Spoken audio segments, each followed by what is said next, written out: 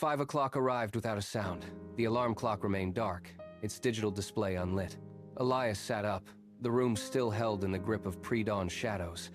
He did not reach for the device. He rose, moved through the hallway, and pushed aside the heavy curtains. Outside, the valley was gone, swallowed by a thick, silver mist that clung to the base of the ancient oak trees. He stepped out onto the stone path. His boots crunched against the damp moss, the only sound in the vast, gray expanse. The air was sharp and cold, biting at his cheeks with every inhale. He walked forward, his pace rhythmic and unhurried. The mist swirled around his legs, dampening the world until the trees became mere silhouettes in the fog. He reached the edge of the clearing. He stood still, watching the mist shift and pulse, waiting for the light.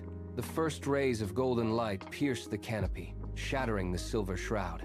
They hit the grass, turning dewdrops into scattered diamonds. Elias found the weathered wooden bench and sat, the wood cool and solid beneath him. He rested his hands on his knees, palms open, facing the sky. From his pocket, he pulled a small, worn leather book. The pages were soft, worn thin by years of use. He opened to Psalm 143-8. He did not look at his phone, though it sat heavy in his pocket. He traced the ink with his thumb, feeling the texture of the words. He read them aloud, his voice steady. He sat until the sun cleared the ridge, casting a warm, steady glow across his shoulders. Elias stood and brushed the dirt from his trousers. He turned away from the clearing, his stride steady and deliberate as he headed back toward the city.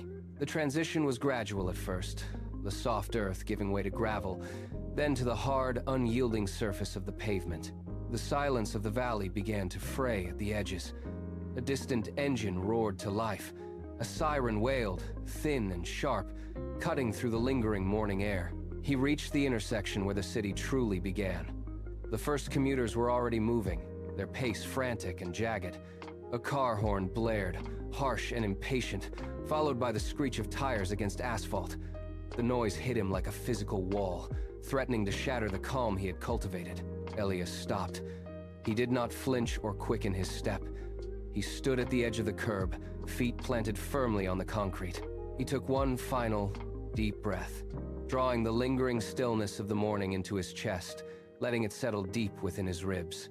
The chaos of the city swirled around him, but he remained motionless, a single point of focus in the rising tide of the morning rush.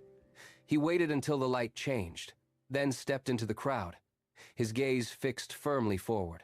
Elias pushed through the glass doors of the office building, holding the frame for a stranger rushing in behind him. He moved through the lobby with a quiet, measured pace that stood in sharp contrast to the frantic energy of the morning crowd. At his desk, he organized his tools, keeping his movements efficient and precise. By the afternoon, the tension in the office had reached a breaking point. In the conference room, voices rose, overlapping in a jagged, discordant chorus. Elias sat at the far end of the table, his hands resting flat on the mahogany surface.